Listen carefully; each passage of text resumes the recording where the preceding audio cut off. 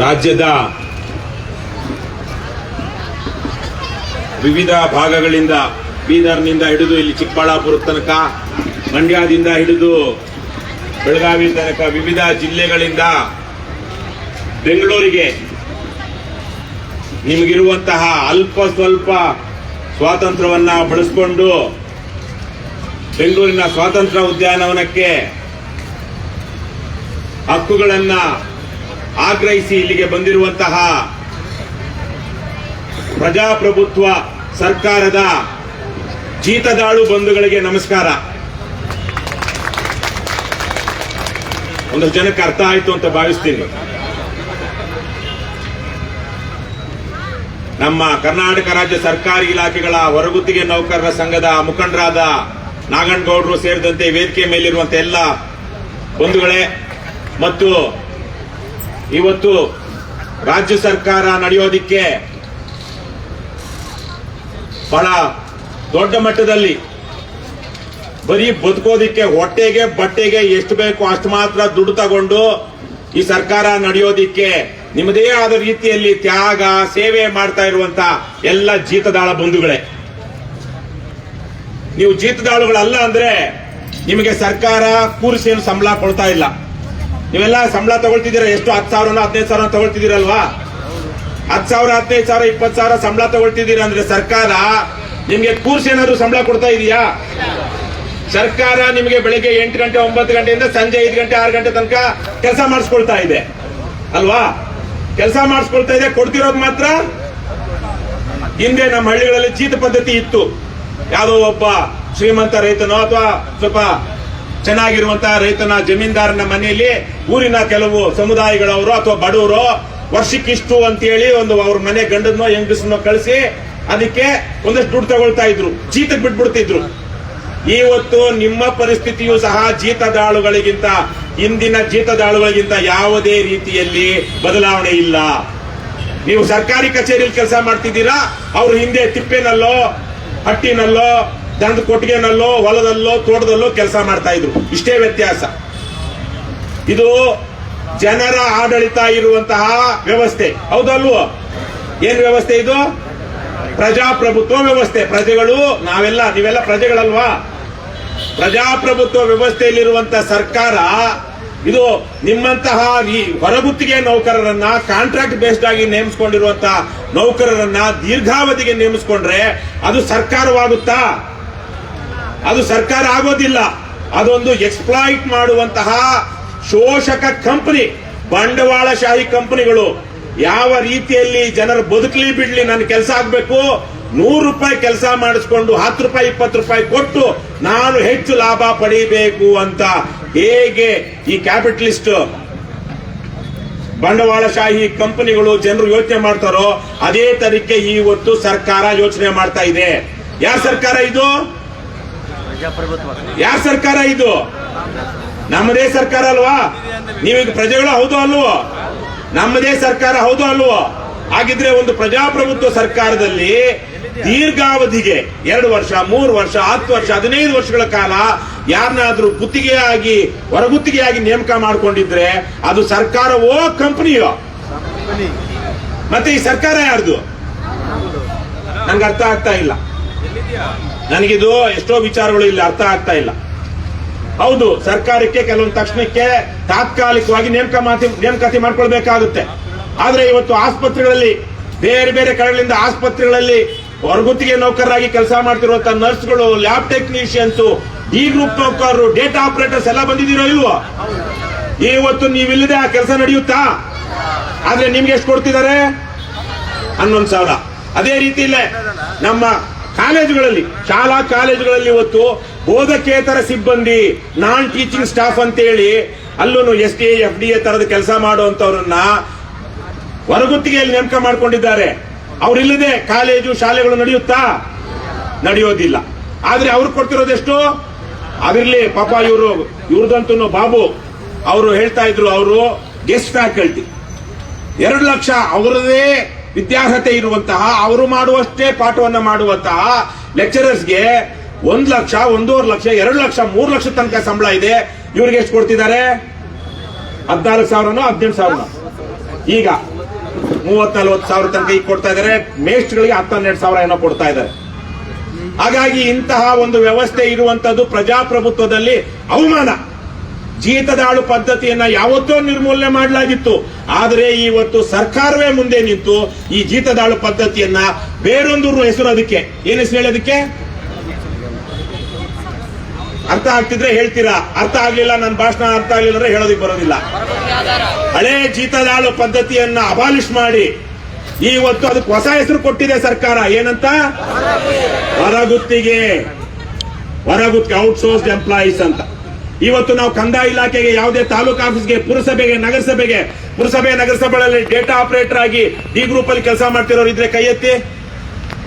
ಬೇರೆ ಬೇರೆ ಪುರಸಭೆಗಳಿಂದ ಬಂದಿರೋರು ಇದ್ರಲ್ಲ ಇಲ್ಲಿ. ನೂರಾರು ಸಾವಿರಾರು ಜನ ಇವತ್ತು ರಾಜ್ಯದಾದ್ಯಂತ ಕಾರ್ಪೊರೇಷನ್ಗಳಲ್ಲಿ, ಪುರಸಭೆಗಳಲ್ಲಿ, ನಗರಸಭೆಗಳಲ್ಲಿ, ನಮ್ಮ ತಾಲೂಕು ಆಫೀಸಲ್ಲಿ, ಅಷ್ಟೇಕೆ ಗ್ರಾಮ ಪಂಚಾಯಿತಿಗಳಲ್ಲಿ ಡೇಟಾ ಆಪರೇಟರ್ ಆಗಿ ಕೆಲಸ ಮಾಡ್ತಿದ್ದಾರೆ. BSc, BCom, MCom ಓದ್ಕೊಂಡು ಇವತ್ತಲ್ಲಿ ಒಂದೇನೋ ಕಂಪ್ಯೂಟರ್ ಮುಂದೆ ಕೂತ್ಕೊಂಡು ಒಂದೆರಡು ಬಟನ್ ಒತ್ತಿ ಒಂದು ಲೆಟರ್ ಕೊಡುವಂತ ಕೆಲಸ, ಕನಿಷ್ಠ ಕೆಲಸವನ್ನಾದ್ರೂ ಮಾಡ್ತಾ ಇದ್ದಾರೆ. ಆದ್ರೆ ಅಷ್ಟೆಲ್ಲಾ ಮಾಡ್ತಿರೋರಿಗೆ ಸರ್ಕಾರ ಕನಿಷ್ಠ ವೇತನ ಕೊಡ್ತಾ ಇದೆಯಾ? ಇಲ್ಲ. ಕನಿಷ್ಠ ವೇತನ ಜಾರಿ ಮಾಡಬೇಕು ಅಂತ ಹೇಳಿ ಯಾವುದೋ ಒಂದು ಹೊತ್ತಿನಲ್ಲಿ 1-2-3 ತಿಂಗಳ ಹಿಂದೆ ಆದೇಶ ಮಾಡಿತು ಸರ್ಕಾರ. ನಿಮ್ಮೆಲ್ಲರ ಹೋರಾಟದ ಕಾರಣಕ್ಕಾಗಿ ನಾಗಣ್ಣ ಅವರು ನನಗೆ ಗೊತ್ತಿರೋ 16 ವರ್ಷಗಳಿಂದ ಸಂಘಟನೆ ಮಾಡೋದಕ್ಕೆ ಪ್ರಯತ್ನಿಸುತ್ತಿದ್ದಾರೆ. 2-2.5 ಲಕ್ಷಕ್ಕಿಂತ ಹೆಚ್ಚು ಜನ ನಿಮ್ಮಂತಹ ಆಧುನಿಕ ಜೀತದಾಳುಗಳು, ಪ್ರಜಾಪ್ರಭುತ್ವದ ಸರ್ಕಾರದಲ್ಲಿ ಇರುವಂತಹ ಆಧುನಿಕ ಜೀತದಾಳುಗಳಿದ್ದಾರೆ. ಹಿಂದೆಯೂ ಜೀತದಾಳುಗಳನ್ನ ಇಟ್ಕೊಂಡಿದ್ದಂತವರಿಗೆ ಒಂದು ಧೈರ್ಯ ಇತ್ತು, ಒಂದು ಅಡ್ವಾಂಟೇಜ್ ಇತ್ತು ಅವರಿಗೆ. ಏನು ಅಂದ್ರೆ ಜೀತದಾಳುಗಳು ಎಲ್ಲೂ ಒಗ್ಗಟ್ಟಾಗಿಲ್ಲ. ಇವತ್ತು ಅವರು ನಿಮ್ಮನ್ನೆಲ್ಲ ಒಗ್ಗಟ್ಟಾಗಿ ಸೇರಿಸಿ ಸಂಘಟನೆ ಮಾಡಿ ಒಂದು ಹೋರಾಟ ಮಾಡೋದಕ್ಕೆ ಪ್ರಯತ್ನಿಸ್ತಾ ಇದ್ದಾರೆ. 2.5 ಲಕ್ಷ ಜನರಿದ್ದಾರೆ. ಇವತ್ತು 2.5 ಲಕ್ಷ ಜನರಲ್ಲಿ 10ಕ್ಕೆ ಬಂದಿದ್ರು ಇಲ್ಲಿ ಎಷ್ಟು ಜನ ಇರಬೇಕಿತ್ತು? 10ಕ್ಕೆ ಬಂದಿದ್ರೆ ಈ ಯಾರೋ 2,500 ಅಂದ್ರು. ಲೆಕ್ಕ ಸ್ವಲ್ಪ ತಿಳ್ಕೊಳ್ರಣ. ಇದೇನೇ ನಿಮ್ಮನ್ನ ಹಾಳು ಮಾಡೋದು? ಎಷ್ಟು? 2.5 ಲಕ್ಷದಲ್ಲಿ 10ಕ್ಕೆ ಇಲ್ಲಿ ಹೋರಾಟಕ್ಕೆ ಬಂದಿದ್ರು ಎಷ್ಟು ಜನ ಇರಬೇಕಿತ್ತು? 25,000 ಜನ ಇರಬೇಕಾಗಿತ್ತು. ನೀವು ಸಂಘಟನೆ ಆಗಿಲ್ಲ. ಹೇಗೇಗೋ ಗೊತ್ತಾಗುತ್ತೆ ಎಲ್ಲ. ಈ ನಿಮ್ಮ ಜೀತದಾಳುಗಳ ವಾಟ್ಸ್ಆಪ್ ಗ್ರೂಪ್ಗಳಲ್ಲಿ ಎಲ್ಲರಿಗೂ ಗೊತ್ತಾಗಿದೆ ಇವತ್ತಿನ ಕಾರ್ಯಕ್ರಮದ ವಿಚಾರ. ಗೊತ್ತಾಗಿದೆಯಾ ಇಲ್ವಾ? ಹೊರಗುತ್ತಿಗೆ ನೌಕರರು ಯಾರ್ಯಾರಿದ್ದಾರೋ ರಾಜ್ಯದಲ್ಲಿ ಅವರೆಲ್ಲರಿಗೂ ವಾಟ್ಸ್ಆಪ್ ಗ್ರೂಪ್ಗಳಲ್ಲಿ, ಫೇಸ್ಬುಕ್ ಅಲ್ಲಿ ವಿಚಾರ ಗೊತ್ತಾಗಿದೆ. ಆದ್ರೆ ಬಂದವರೆಷ್ಟು? ಇಷ್ಟೇ. ಅದೆಷ್ಟು ಸಂಖ್ಯೆ ಇನ್ನೂ ಬರ್ತಾ ಇರ್ತಾರೆ ಪಾಪ. ಬೇರೆ ಬೇರೆ ಕಡೆಗಳಿಂದ ಅನಾನುಕೂಲಗಳಿರುತ್ತೆ, ಬರ್ತಾರೆ. ಆದ್ರೆ ಇಷ್ಟೇ ಜನ. ಅಲ್ಲೂ ಸಹ ನಮ್ಮಲ್ಲಿ ಸಮಸ್ಯೆ ಇರುವಂತದ್ದು ಒಗ್ಗಟ್ಟು, ಜೊತೆಗೆ ಹೋರಾಟ ಬೇರೆಯವ್ರು ಮಾಡಬೇಕು. ಅನುಕೂಲ ಯಾರಿಗಾಗ್ಬೇಕು? ಹೋರಾಟ ಮಾಡದೇ ಇದ್ರು ಯಾರಿಗಾಗ್ಬೇಕು ಅನುಕೂಲ? ನಮ್ಗಾಗ್ಬೇಕು. ಬೇರೆಯವರು ಪೆಂಡಾಲ್ ಹಾಕ್ಸ್ಬೇಕು ಅಂದ್ರೆ ದುಡ್ಡು ಖರ್ಚು ಮಾಡಬೇಕು, ಅಲ್ಲಿ ಏನು ಬಯಸ್ಕೊಳ್ಬೇಕು, ಹಗಲು ಓಡಾಡಬೇಕು. ಅವರೆಲ್ಲ ಮಾಡಿದ್ಮೇಲೆ ಅನುಕೂಲ ನಮ್ಗಾಗ್ಬೇಕು. ಇದನ್ನ ಬಿಟ್ಟು ನಿಮ್ಮ ಜೊತೆಗಿರುವಂತವ್ರನ್ನೆಲ್ಲರೂ ನೀವು ಕಟ್ಕೊಂಡು ಹೋರಾಟ ಮಾಡಿದ್ರೆ ಈ ಪ್ರಜಾಪ್ರಭುತ್ವ ಸರ್ಕಾರ ನಿಮ್ಮ ಮನವಿಯನ್ನ, ನಿಮ್ಮ ಆಗ್ರಹವನ್ನ ಈಡೇರಿಸಲೇಬೇಕಾಗುತ್ತೆ. ಒಗ್ಗಟ್ಟಿಲ್ಲದೆ ಇರೋದೇ ಇವತ್ತು ಇಂತಹ ಅಮಾನವೀಯವಾದಂತಹ, ಅಪ್ರಜಾಸತ್ತಾತ್ಮಕವಾದಂತಹ, ಅನಾಗರಿಕವಾದಂತಹ ಈ ಹೊರಗುತ್ತಿಗೆ ನೌಕರರು ಇವತ್ತಿಗೂ ಈ ಪದ್ಧತಿ ನಮ್ಮ ರಾಜ್ಯದಲ್ಲಿ ಮುಂದುವರಿತಿರೋದಕ್ಕೆ ಕಾರಣ ಸಮಾಜ ಸಂವೇದನೆಯನ್ನ ಕಳೆದುಕೊಂಡಿದೆ. ಅದರ ಜೊತೆಗೆ ನೀವು ಈ ವ್ಯವಸ್ಥೆಯಿಂದ ಶೋಷಿತರಾಗಿರುವಂತವರು ನೀವು ಒಗ್ಗಟ್ಟಾಗಿಲ್ಲದೆ ಇರೋದು ಅದಕ್ಕೆ ಇನ್ನೊಂದು ದೊಡ್ಡ ಕಾರಣ. ಇವತ್ತು ಬೇರೆ ಬೇರೆ ದೇಶಗಳಲ್ಲಿ, ಅಮೆರಿಕದಲ್ಲಿ ಬಹಳ ದೊಡ್ಡ ಮಟ್ಟದಲ್ಲಿ ಅಮೆರಿಕದಿಂದ ಜನರನ್ನ ಕಳಿಸಿ, ಹಡಗುಗಳನ್ನ ಕಳಿಸಿ ಯುರೋಪ್ನವರು ಒಂದು 400-500 ವರ್ಷಗಳ ಹಿಂದೆ ನೈಜೀರಿಯಾಗೆ, ಆಫ್ರಿಕಾದ ಬೇರೆ ಬೇರೆ ದೇಶಗಳಿಗೆ ಅಲ್ಲಿದ್ದಂತ ಕರೀರ್ನೆಲ್ಲ ತಕೊಂಡು ಹೋಗಿ ಹಡಗಲ್ಲಿ ತಗೊಂಡೋಗಿ, ಏನು ಹಡಗಿನಲ್ಲಿ ಹೆಣ್ಣು ಗಂಡು ಅನ್ನೋದೇ ಅವರಿಗೆ ಸರಿಯಾಗಿ ಊಟ ಕೊಡದೆ ಒಂದೇ ಕಡೆ ಹಡಗಿನ ಕೆಳ ಮಾಡಿ ಮಹಡಿಯಲ್ಲಿ ಜಲಮಾಳಿಗೆಯಲ್ಲಿ ಹಾಕೊಂಡು ಹೋಗಿ ಅಮೆರಿಕಕ್ಕೆ ಹೋಗಿ ಬೇರೆ ಬೇರೆ ಅಥವಾ ಯುರೋಪ್ನಲ್ಲಿ ಹಾರಾಜಾಗ್ತಾ ಇದ್ರು. ಈ ಗಂಡಿಗೆ ಇಷ್ಟು ಬೆಲೆ, ಈ ಹೆಣ್ಣಿಗೆ ಇಷ್ಟು ಬೆಲೆ ಅಂತ. ಅವರು ತದನಂತರ ಏನಾಗ್ತಿದ್ರು? ಕೊಂಡ್ಕೊಂಡವನ ಏನಾಗ್ತಿದ್ರು? ಗುಲಾಮರಾಗ್ತಿದ್ರು. ಇವತ್ತು ನೀವು ಈ ದೇಶದ ಪ್ರಜೆಗಳಾಗಿದ್ರೆ ಸರ್ಕಾರ ನಿಮ್ಮನ್ನ ಗುಲಾಮರ ರೀತಿ ನಡೆಸ್ಕೊಳ್ತಾ ಇರಲಿಲ್ಲ. ನಾವೆಲ್ಲ ಇದೇ ದೇಶದ ಪ್ರಜೆಗಳು, ಓಟು ಇದೆ, ನಮ್ಗೆಲ್ಲ ಹಕ್ಕುಗಳು ಇದೆ. ಪ್ರಜಾಪ್ರಭುತ್ವ ಭಾರತದ ಪ್ರಜೆಗಳಾಗಿ ನಾವು ಇವತ್ತು ಬೇರೆ ಹೆಸರು ಕೊಟ್ಟುಕೊಂಡು, ಗುಲಾಮಗಿರಿಗೆ, ಜೀತ ಪದ್ಧತಿಗೆ ಬೇರೆ ಹೆಸರು ಕೊಟ್ಟುಕೊಂಡು ಹೊರಗುತ್ತಿಗೆ ನೌಕರರಾಗಿ ಕೆಲಸ ಮಾಡ್ತಾ ಇದ್ದೀವಿ. ಈ ಕೆಲಸಗಳ ಅಗತ್ಯ ಇಲ್ಲ ಅಂದಿದ್ರೆ ಸರ್ಕಾರಕ್ಕೆ ನಿಮ್ಮನ್ನ ನೇಮಕಾತಿ ಮಾಡ್ಕೊಳ್ತಾ ಇರಲಿಲ್ಲ. ಅಗತ್ಯ ಇದೆಯೋ ಇಲ್ವೋ? ಇಲ್ಲಿ ಕನಿಷ್ಠ 5 ವರ್ಷದಿಂದಲಾದ್ರೂ ಹೊರಗುತ್ತಿಗೆ ನೌಕರರಾಗಿ ಕೆಲಸ ಮಾಡ್ತಿರೋರು ಕೈ ಎತ್ತಿ ನೋಡಿ. ಎಷ್ಟು ಜನ ಇದ್ದೀರಾ? ಇನ್ನೆಷ್ಟು ದಿವಸ ಈ ಶೋಷಣೆ? ನಿಮಗೆ ಈಗಾಗಲೇ ಬಹಳ ಜನಕ್ಕೆ 40-50 ವರ್ಷ ಆಗೋಗಿದೆ. ನೀವು ಇನ್ಯಾವ ಕೆಲಸನೂ ಇವಾಗ ಮಾಡ್ತಿರೋ ಕೆಲಸವನ್ನ ಬಿಟ್ಟು ಇನ್ಯಾವ ಕೆಲಸನೂ ಮಾಡಕ್ ಆಗೋದಿಲ್ಲ. ಹಬ್ಬ ಅಂದ್ರೆ ಮನ್ರೇಗಾದಲ್ಲಿ ಊರಲ್ಲಿ ಕೂಲಿ ಕೆಲಸ ಮಾಡೋದಿಕ್ ಹೋಗ್ಬೇಕು ಅಲ್ವೇನ್ರಪ್ಪ. ಬೇರೆ ಇನ್ಯಾವ್ದಾದ್ರು ಕೆಲಸ ಏನ್ ಮಾಡೋದಕ್ಕಾಗುತ್ತೆ? ಊರುಗಳಲ್ಲಿರುವಂತ ಬೆಂಗಳೂರಲ್ಲಾದ್ರೂ ಯಾವ್ದೋ ಮಾಲಲ್ಲಿ ಹೋಗಿ ಒಂದು 15,000 20,000 ಕೊಡ್ಬೋದು, ಒಂದು 6-7 ರೂಪಾಯಿ ಯಾವ್ದಾದ್ರು ಪಿಜಿನಲ್ಲಿ ಕೊಟ್ಕೊಂಡು ಇನ್ನೊಂದು 10,000 ಉಳಿಸ್ಕೋಬಹುದು ಅನ್ನೋದಿಕ್ಕೆ ನಿಮ್ಮ ಊರುಗಳಲ್ಲಿ ಆ ತರದ ಸೌಲಭ್ಯ ಇದೆಯಾ? ಇಲ್ವಲ್ಲ. ಇವತ್ತು ನಿಮ್ಮ ಬದುಕು ಅದೇನೋ ಹೇಳ್ತಾರೆ, ಕುತ್ತಾನ ಗರ್ಖಾನ ಘಟಕ, ಮನೆಗೆ ಮಗನಾಗ್ಲಿಲ್ಲ ಸ್ಮಶಾನಕ್ಕೆ ಹೆಣವಾಗ್ಲಿಲ್ಲ ಅಂತ. ಒಂದು ಗೌರವ ಘನತೆಯಿಂದ ಬದುಕೋದಿಕ್ ಬೇಕಾದಷ್ಟು ಆದಾಯ ಸಂಬಳ ನಿಮಗಿಲ್ಲ. ಹೋಗ್ಲಿ, ಕೆಲಸ ಇಲ್ಲ ಅಂದ್ರೆ ಕೆಲಸನೂ ಇದೆ. ಎಷ್ಟಿದೆ? ಅಲ್ಲಿಗೆ ಆಗ್ಬೇಕಾದಷ್ಟು. ಇವತ್ತು ನಿಮ್ಮ ಮಕ್ಕಳನ್ನ ಮಕ್ಕಳಿಗೆ ಒಳ್ಳೆ ವಿದ್ಯಾಭ್ಯಾಸ ಕೊಡಿಸೋದಕ್ಕೆ ನಿಮ್ಮಲ್ಲಿ ಬಹುತೇಕರ ಕೈಯಲ್ಲಿ ಸಾಧ್ಯ ಇಲ್ಲ. ಆದ್ರೆ ನಿಮ್ಮದೇ ಕೆಲಸ ಮಾಡ್ತಿರುವಂತ ಪರ್ಮನೆಂಟ್ ಆಗಿರೋನಿಗೆ 40,000 50,000 70,000 ರೂಪಾಯಿ ಸಂಬಳ. ಆದ್ರೆ ನಿಮಗ್ ಮಾತ್ರ 10,000 12,000 15,000 ರೂಪಾಯಿ ಸಂಬಳ. ಇದು ಪ್ರಜಾಪ್ರಭುತ್ವ ದೇಶದಲ್ಲಿ ಅವಮಾನಕಾರಿಯಾದಂತ ವಿಚಾರ. ನಾನು ನಾಗಣ್ಣಗೌಡರಿಗೆ ಮಿಕ್ಕವರಿಗೆ ಸಂಘಟನೆ ಅನೇಕ ಹಲವಾರು ಹೊರಗುತ್ತಿಗೆ ಕಾಲೇಜು ಮತ್ತು ಶಾಲಾ ಕಾಲೇಜುಗಳ ಹೊರಗುತ್ತಿಗೆ ಡಿ ಗ್ರೂಪ್ ನೌಕರರು, ಆಸ್ಪತ್ರೆಗಳವರು, ಕಂದಾಯ ಇಲಾಖೆಯವರು, ಬೇರೆ ಬೇರೆ ಇಲಾಖೆಗಳಲ್ಲಿರುವಂತಹ ನೌಕರನ್ನೆಲ್ಲ ನೀವು ಸಂಘಟನೆ ಮಾಡ್ಕೊಂಡು ಇವತ್ತು ಹೋರಾಟ ಮಾಡ್ತಾ ಇದ್ದೀರಾ. ಆದರೆ ನಿಮ್ಮಲ್ಲಿರೋರು ಬಹುತೇಕರು ಇಂತಹ ಹೋರಾಟಗಳಿಗೆ ಬರಲಿಲ್ಲ ಅಂದ್ರೆ ಅದೊಂದು ರೀತಿಯಲ್ಲಿ ಆಚರಣೆ. ಅಧಿವೇಶನ, ವಿಧಾನಸಭೆ ಅಧಿವೇಶನ ನಡೆಯುವಾಗ ಬೆಂಗಳೂರಲ್ಲಿ ನಾವು ಹೋಗಿ ಫ್ರೀಡಂ ಪಾರ್ಕ್ ಅಲ್ಲಿ ಒಂದು ಟೆಂಟ್ ಹಾಕಿ ಪೆಂಡಾಲ್ ಹಾಕೊಂಡು ಕೂತ್ಕೊಂಡು ಧರಣಿ ಮಾಡಬೇಕು ಅಂತ ಆಗ್ಬಿಡುತ್ತೆ. ಪ್ರತಿ 6 ತಿಂಗಳಿಗೋ 1 ವರ್ಷಕ್ಕೋ ಇದು ನಡೀತಾ ಇರುತ್ತೆ. ಆದರೆ ಅಷ್ಟು ದಿವಸ ನಡೀತಾ ಇದೆ ಅಂದ್ರೆ ಅರ್ಥ ಏನು? ಅದರ ಅರ್ಥ ನೀವು ಶೋಷಿತರಾಗಿಯೇ ಮುಂದುವರಿತಾ ಇದ್ದೀರಾ, ನಿಮ್ಗೆ ಅನ್ಯಾಯನೇ ಆಗ್ತಾ ಇದೆ. ಭ್ರಷ್ಟ ಮತ್ತು ದುಷ್ಟ ಸರ್ಕಾರಗಳು ನಿಮ್ಮನ್ನ ಜೀತದಾಳುಗಳಾಗಿ ನೇಮಕ ಮಾಡಿಕೊಂಡು ಜೀತದಾಳುಗಳಾಗಿಯೇ ಮುಂದುವರಿಸ್ತಾ ಇದೆ ಅನ್ನುವಂಥದ್ದು. ಹಾಗಾಗಿ ನಾನು ಅಂತಿಮವಾಗಿ ಹಲವಾರು ಸಂಘಟನೆಯಿಂದ ರಾಜ್ಯದ ವಿವಿಧ ಭಾಗಗಳಿಂದ ಬಂದಿದ್ದೀರಾ. ಇನ್ನೂ ದೊಡ್ಡ ಮಟ್ಟದಲ್ಲಿ ಸಂಘಟನೆಯಾಗಿ ಒಂದು ಹೋರಾಟ. ನಾವು ಇಲ್ಲದೆ ಇದ್ರೆ ಸರ್ಕಾರ ನಡೆಯೋದಿಲ್ಲ ಅನ್ನೋದು ನಿಮ್ಗೆ ಗೊತ್ತಿದೆಯೋ ಇಲ್ವೋ? ನೀವಿಲ್ಲದೆ ಇದ್ರೆ ಇವತ್ತು ತಹಸೀಲ್ದಾರ್ ಕೈ ಆಡೋದಿಲ್ಲ, ಅವನಿಗೆ ಕಾಫಿ ಟೀ ತಂದ್ಕೊಡೋನು ಯಾವನು ಇರೋದಿಲ್ಲ. ಜಿಲ್ಲಾ ಪಂಚಾಯತ್ನ ಸಿಇಒಗೋ ಅಥವಾ ಡಿಸಿಗೋ ಯಾರು ಅವನಿಗೆ ಹೋದ ತಕ್ಷಣ ಅವ್ನು ಬ್ಯಾಗ್ ಇಟ್ಕೊಂಡು ಓಡಾಡೋರು ಇರೋದಿಲ್ಲ. ಆಸ್ಪತ್ರೆಗಳಲ್ಲಿ ಚಿಕಿತ್ಸೆ ಸಿಗೋದಿಲ್ಲ.